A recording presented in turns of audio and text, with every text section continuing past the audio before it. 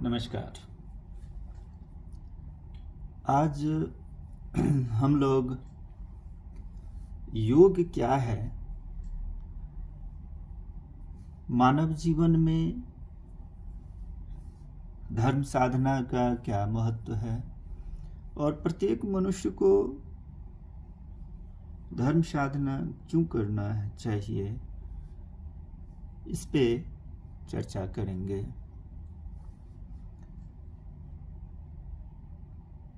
आज से 7000 साल पहले इस धराधाम पे भगवान महाकाल कल्याण सुंदरम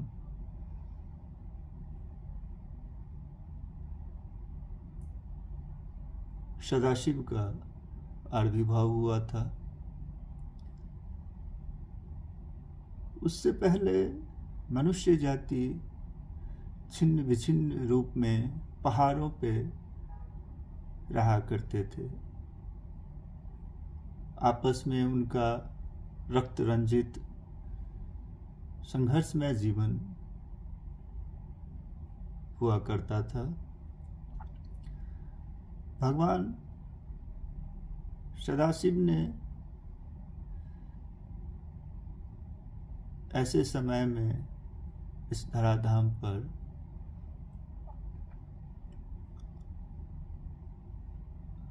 अपने आप को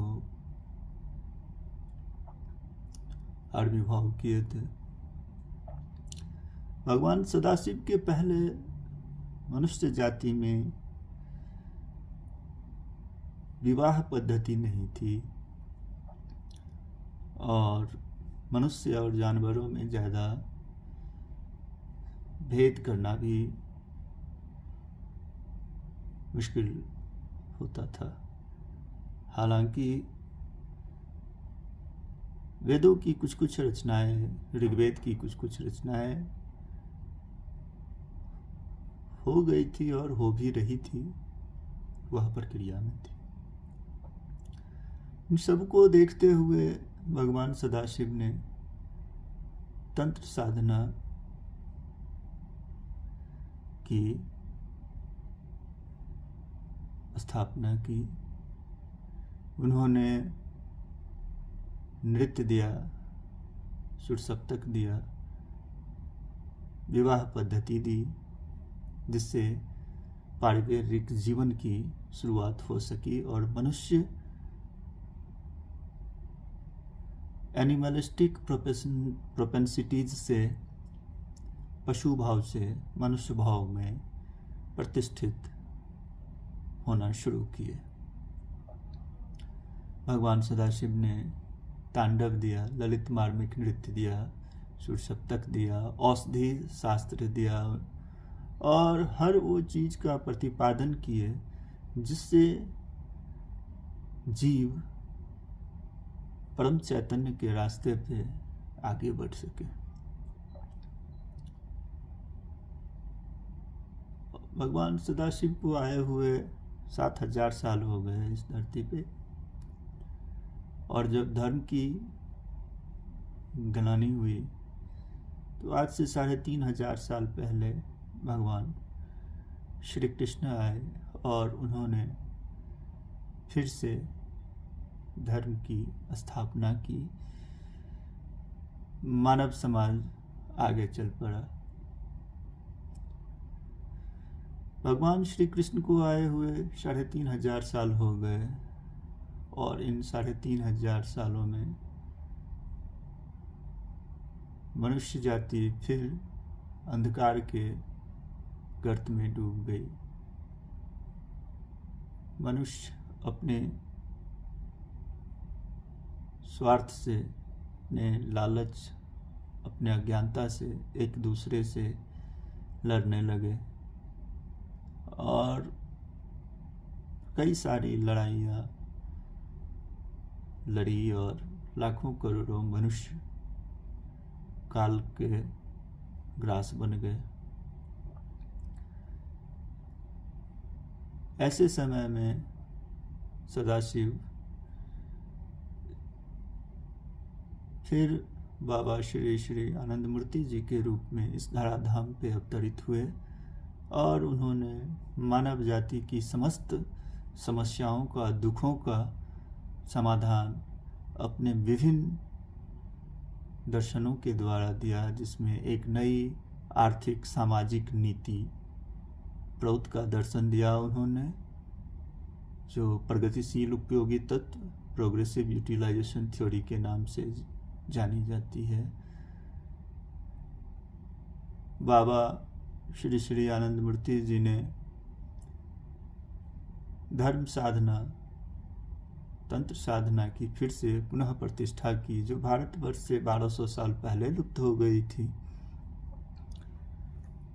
बाबा ने न्यू लाइन ऑफ थिंकिंग दिया, जिसको उन्होंने नव्य मानवतावाद कहा।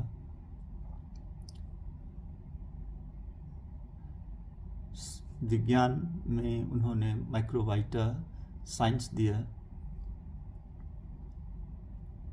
उन्होंने ललित मार्मिक नृत्य कौशकी दिया, तांडव को पुनर्जीवित किए।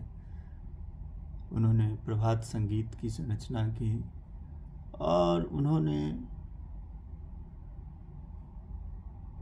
समाज निर्माण की परिकल्पना दी, जिसमें भारतवर्ष में 44 और पूरे विश्व में 240 सामाजिक आर्थिक नीति समाज निर्माण की परिकल्पना दी। उन्होंने विश्व सरकार, वर्ल्ड गवर्नमेंट की परिकल्पना दी और यह सब कॉस्मिक विल से परिचालित हो रही है और यह अवश्यंभावी होगी। तो आज हम लोग इस पे चर्चा करेंगे कि मानव जीवन में धर्म का क्या महत्व है और धर्म साधना क्यों करना चाहिए, कैसे करना चाहिए। भारतवर्ष के हर एक शहर में और दुनिया के प्रायः हर देश में आनंद मार्ग जागृति है, आनंद मार्ग आश्रम है। सभी मनुष्यों को अपने कल्याण, अपने परिवार का कल्याण के लिए, समाज का कल्याण के लिए, राष्ट्र का कल्याण के लिए अविलंब शीघ्र से शीघ्र आनंद मार्ग जागृति में आचार्य के पास जाकर साधना संबंधी ज्ञान सीख लेना चाहिए और नियमित रूप से धर्म साधना दोनों समय करनी ही चाहिए। इसी से उनको परमा शांति मिलेगी। बाबा आनंद मूर्ति ने कहा कि किसी को भी हिमालय की गुफा या परिवार छोड़ के जाने की ज़रूरत नहीं है, बल्कि धर्म साधना पारिवारिक जीवन में, वैवाहिक जीवन में, गृहस्थ जीवन में भी किया जा सकता है और मुक्ति मोक्ष की प्राप्ति की जा सकती है। सामाजिक जीवन में रहते हुए ही धर्म साधना करना है। इसके पहले एक जनमानस के बीच में गलतफहमी थी कि धर्म साधना जंगलों में जाके, गुफाओं में जाके, हिमालय में ही जाके किया जा सकता है, क्योंकि परिवार चलाने के लिए मनुष्य को बहुत तरह के कष्टों के बीच से आगे चलना पड़ता है। उसे अपने परिवार का भरण पोषण करने का जिम्मेवारी होता है, उसे काम करने का जिम्मेवारी होता है।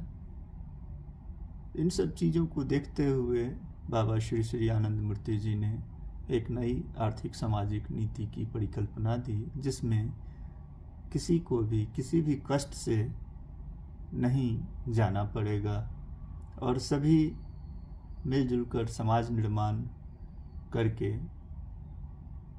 आगे बढ़ेंगे और सभी समस्याओं का समाधान मिलजुल कर करेंगे।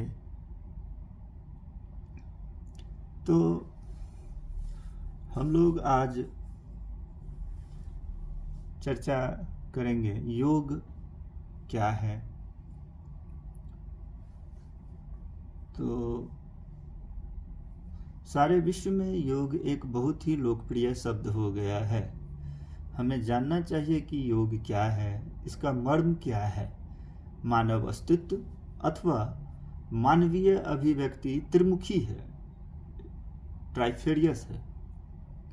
मनुष्य को एक भौतिक शरीर है और इसकी भौतिक समस्याएं हैं, उनका समाधान करना होगा। द्वितीयतः मनुष्य की एक बौद्धिक संरचना है, एक इंटेलेक्चुअल स्ट्रक्चर है, एक मन है, एक मानस शरीर है। इसकी भी मानसिक समस्याएं हैं और उनका भी समाधान करना होगा।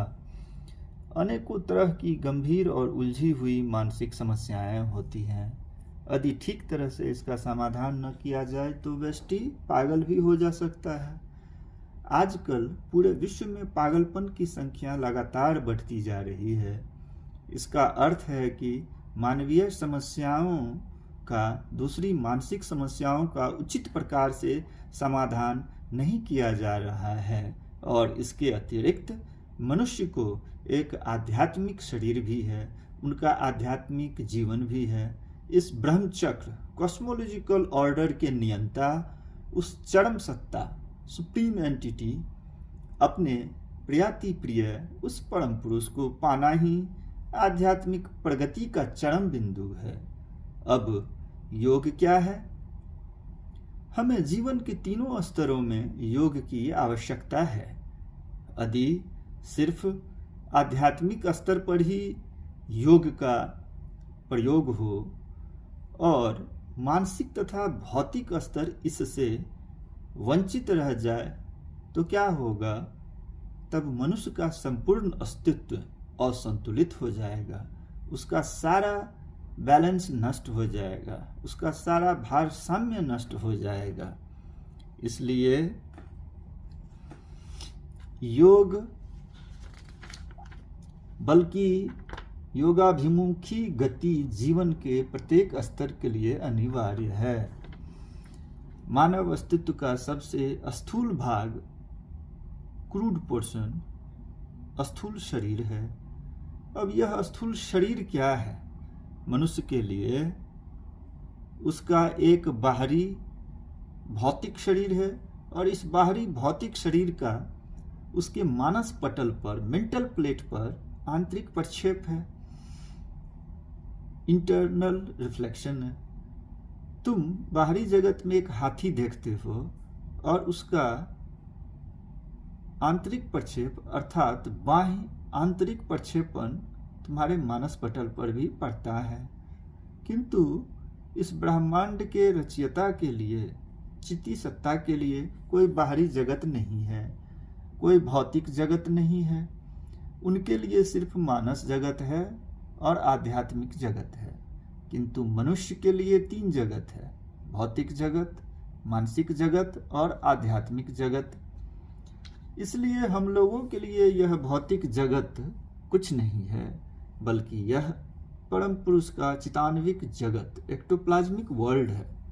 जब हम कोई कर्म में, किसी कार्य में लगे रहते हैं तो हमेशा हमें इस बात का स्मरण रखना चाहिए कि हम लोग जो कुछ भी देख रहे हैं, जो कुछ भी कर रहे हैं, सब कुछ परम पुरुष इस विश्व के रचयिता के चितानु के भीतर है।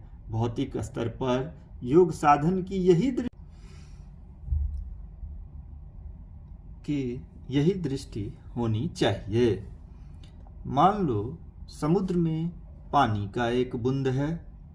जब यह बूंद सागर के साथ, समुद्र के साथ अपनी एकात्मकता का बोध करता है, तब उस बूंद का अलग अस्तित्व नहीं रह जाता है, यह सागर बन जाता है। किंतु जब यह अपने को सिर्फ एक बूंद समझता है, सागर से अपने संबंध का उसे बोध नहीं रहता है, तब वह सिर्फ पानी का एक बूंद है। इसलिए जब एक मनुष्य परम पुरुष के साथ अपनी यूनिटी, एकता का बोध करता है कि वह एक साधारण व्यष्टि नहीं है, परम पिता की कृपा प्राप्त संतान है, उनके साथ एकात्मकता का बोध करता है, तब वह साधारण व्यष्टि नहीं रह जाता है। वह असीमित शक्ति प्राप्त कर लेता है। असीमित प्राण शक्ति, इन्फिनिट वाइटलिटी से भर जाता है। भौतिक स्तर पर योग यही है। तुम लोगों को हमेशा यह स्मरण रखना चाहिए कि जब तक एक मनुष्य परम पिता से अपने को अलग समझता है तब तक वह एक साधारण मनुष्य है, किंतु जब वह परम पिता के साथ एक हो जाता है वह महान बन जाता है। गुरु मंत्र की सहायता से हम लोग ऐसा करते हैं। भौतिक स्तर पर यही योग है।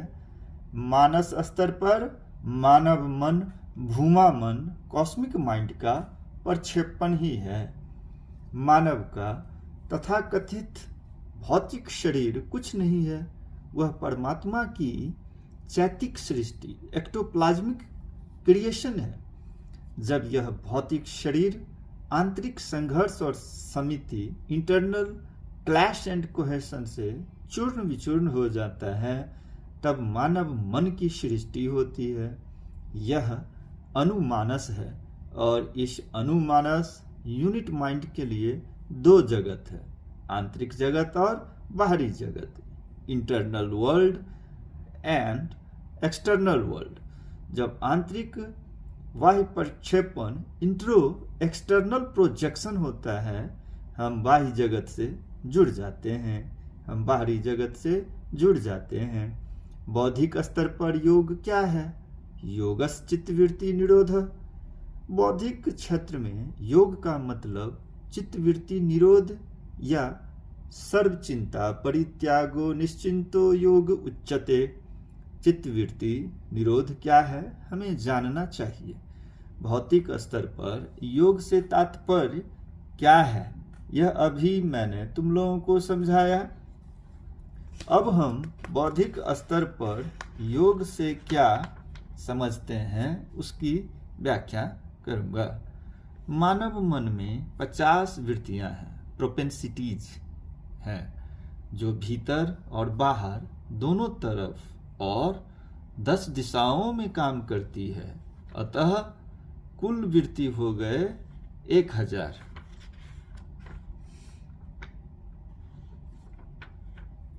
मानवीय अभिव्यक्ति, उसकी बौद्धिक या मानवीय मानसिक अभिव्यक्ति संख्या में कुल 1000 हुए। ये 1000 वृत्तियां मानव शरीर में स्थित सहस्त्रार चक्र, पीनियल ग्लैंड के द्वारा नियंत्रित होती है। यह नियंत्रक बिंदु मानव मन के अचेतन अनकॉन्शस स्तर में स्थित है और ये 1000 अभिव्यक्तियां स्नायु कौशिक और अति स्नायु Kaushik, cerebral and extra cerebral memory के स्मृति के क्षेत्र में स्थित है।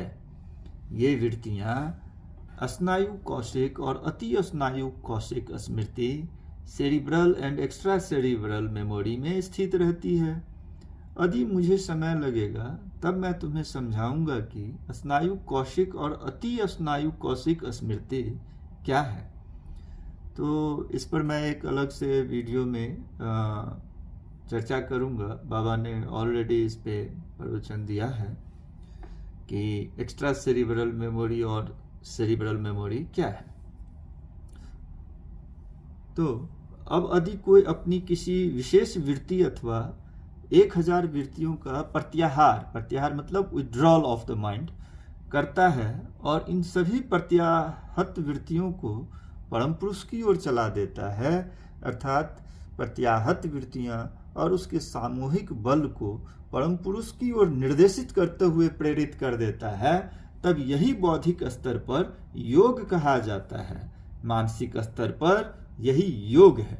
इसे संस्कृत में ज्ञान योग कहा जाता है और प्रथमोक्त को संस्कृत में कर्म योग कहा जाता है। कर्म क्या है? कर्म का अर्थ है एक्शन। एक्शन क्या है? एक्शन का अर्थ है स्थान परिवर्तन, चेंज ऑफ प्लेस, इसलिए यह एक कर्म हुआ। अंग्रेजी में इसे कहेंगे डीड, मतलब DEED।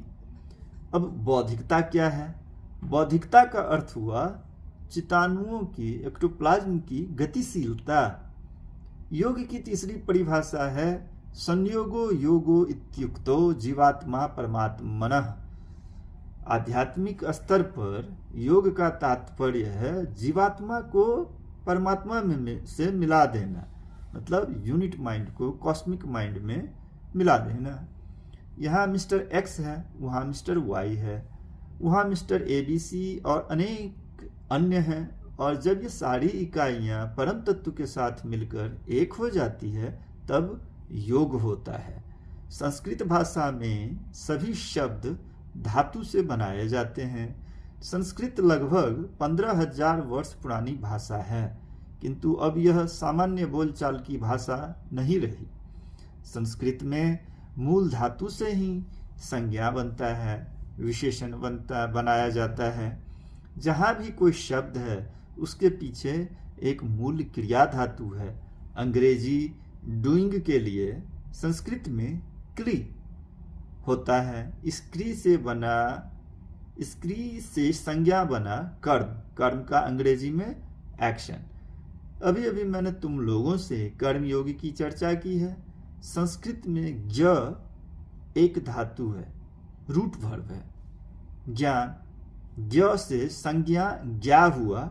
ज्ञा का अर्थ हुआ विषय का आत्मस्थलीकरण, सब्जेक्टिवाइजेशन ऑफ ऑब्जेक्टिविटी। संस्कृत ज्ञ प्राचीन लैटिन में हो गया कीनो, KENO। आधुनिक अंग्रेजी में हो गया नो, KNOW। अंग्रेजी में नो, KNOW एक क्रिया है, यद्यपि इसमें के का उच्चारण नहीं होता है, के लुप्त है, साइलेंट है। चूंकि मूल धातु कीनो, KENO, इसलिए नो शब्द में के लिखना पड़ता है, यद्यपि कि के का उच्चारण नहीं होता है। मूल संस्कृत में ज्ञ, इसलिए बुद्धि योग, इंटेलेक्चुअल योगा को कहा जाता है ज्ञान योग। इसके संबंध में अभी मैंने तुमसे चर्चा की है। अंतिम है भक्ति योग, जीवात्मा का परमात्मा से मिल जाना। संस्कृत में योग शब्द के लिए दो मूल धातु हैं, दो रूट वर्ब हैं। एक धातु है युज और दूसरा धातु है युंज। युज 2 जोड़ 2 बराबर 4, 3 जोड़ 3 बराबर 6, यह भी योग है, किंतु यह योग शब्द निष्पन्न हुआ है युज धातु से। युज का अर्थ है जोड़ना, टू ऐड। योग शब्द का एक अन्य धातु रूप है युंज। धातु युंज है, युज नहीं। युंज धातु से भी योग शब्द निष्पन्न होता है। यहाँ युंज का अर्थ है मिलाना, टू यूनिफाई, जोड़ना नहीं। तो युज का अर्थ जोड़ना और युंज का अर्थ मिलाना। मान लो यहाँ चीनी है और वहाँ पानी है। चीनी और पानी को मिला देने से क्या होगा? चीनी पानी में मिल जाएगा, घुल जाएगा। चीनी पानी के एकीकरण के बाद अलग से चीनी का अस्तित्व नहीं पाओगे। 2 आम जोड़ 2 आम 4 आम हुआ। 1 आम, 2 आम, 3 आम, 4 आम, 4 वस्तु या 4 आम हुआ। किंतु युज धातु के अर्थ में चीनी पानी जैसा एकीकरण हुआ। इस एकीकरण के बाद क्या तुम चीनी का अस्तित्व अलग से पाओगे? यह पानी के साथ मिलकर एक हो गया। यह एकीकरण, यूनिफिकेशन हुआ। आध्यात्मिक स्तर पर योग शब्द के लिए युंज धातु का व्यवहार होता है, युज धातु का नहीं। यहाँ योग का अर्थ एकीकरण है। जब अनुचेतना, unit consciousness, unit spirit, unit cognitive principle परम तत्व के साथ, परम पुरुष के साथ मिलकर एक हो जाता है, तब फिर जीवात्मा का अलग अस्तित्व नहीं रह जाता है। एक छोटा लड़का A, एक छोटा लड़का B परम पुरुष के साथ मिल जाएंगे तो परम पुरुष ही हो जाएंगे। इसी का मतलब है एकीकरण। प्रत्येक मनुष्य का दो मैं है, आई फीलिंग जिसको हम कहेंगे। एक आदमी का नाम मान लो सोलोमन है, सोलोमन उसके छोटे मैं का नाम है और बड़े मैं का नाम परम पुरुष है। मान लो एक छोटे मैं का नाम जोसेफ है, मिस्टर जोसेफ, किंतु बड़े मैं का नाम परम पुरुष अर्थात बड़ा मैं सृष्टि के सभी जीवों का एक है, किंतु छोटा मैं पृथक पृथक है। इसलिए अनेकों के अनेकों नाम हैं, यह नाम मैं के हैं, किंतु बड़ा मैं सिर्फ एक है, अखंडनीय है। समस्त विश्व ब्रह्मांड में केवल एक बड़ा मैं है, एक, सिर्फ एक परम पुरुष, एक परम पिता के लिए। आध्यात्मिक स्तर पर योग क्या है? यह है परम पुरुष के साथ मिलकर एक हो जाना। जब तुम परम पुरुष के साथ मिलकर एक हो जाओगे तब सब कुछ पा जाओगे। खोने के लिए तुम्हारे पास कुछ नहीं रह पाएगा। तुम सिर्फ अपना छोटा नाम खो रहे हो, अपने छोटे मैं का सिर्फ नाम खो रहे हो और कुछ नहीं, किंतु बदले में तुम महान मैं, बड़ा मैं को पा रहे हो। आध्यात्मिक स्तर पर, स्पिरिचुअल लेवल पर यही योग है। कुछ लोग सोचते हैं कि योग एक विशेष प्रकार का व्यायाम है, एक्सरसाइज है। नहीं नहीं नहीं, योग का अर्थ व्यायाम, एक्सरसाइज नहीं है। योग का अर्थ परमात्मा के साथ एकीकरण है, परमात्मा के साथ यूनिफिकेशन है। यही योग की अंतिम परिभाषा है। प्रत्येक मानवीय मन की कुछ सामान्य रीति और अभ्यास है तो इसे पशु जगत और वनस्पति जगत से अलग करता है। जो इसे पशु जगत और वनस्पति जगत से अलग करता है, एनिमल वर्ल्ड और प्लांट वर्ल्ड से अलग करता है। वह अंतर क्या है? वह आध्यात्मिक भूख ही मानव धर्म है। धर्म क्या है? मनुष्य विस्तार चाहता है, और दूसरा वह परम सत्ता के साथ मिलकर एक हो जाना चाहता है। तीसरा वह कुछ श्रेष्ठ कार्य करना चाहता है, और चौथा वह शांति चाहता है, परम शांति, बाधा रहित शांति, अविच्छिन्न शांति। मनुष्य की ये चार मुख्य विशेषताएं हैं। तुम कह सकते हो सामूहिक रूप से मनुष्य की यही रीति है। सभी मनुष्यों के लिए योग प्रगति का पथ है, विकास का पथ है। कोई भी अपने को योग के रास्ते से अलग नहीं रख सकता। योग ही धर्म है। इसलिए वैश्विक जीवन में हमें योग का अभ्यास करना चाहिए, और सामूहिक जीवन में हमें योग का अभ्यास करने के लिए दूसरों को प्रेरित करना चाहिए। भौतिक स्तर पर, मानसिक स्तर पर और आध्यात्मिक स्तर पर सभी मनुष्यों की बीमारी की एकमात्र यही दवा है। 12 सितंबर 1979 हाइफा। धन्यवाद, नमस्कार। बाबा नाम केवलम।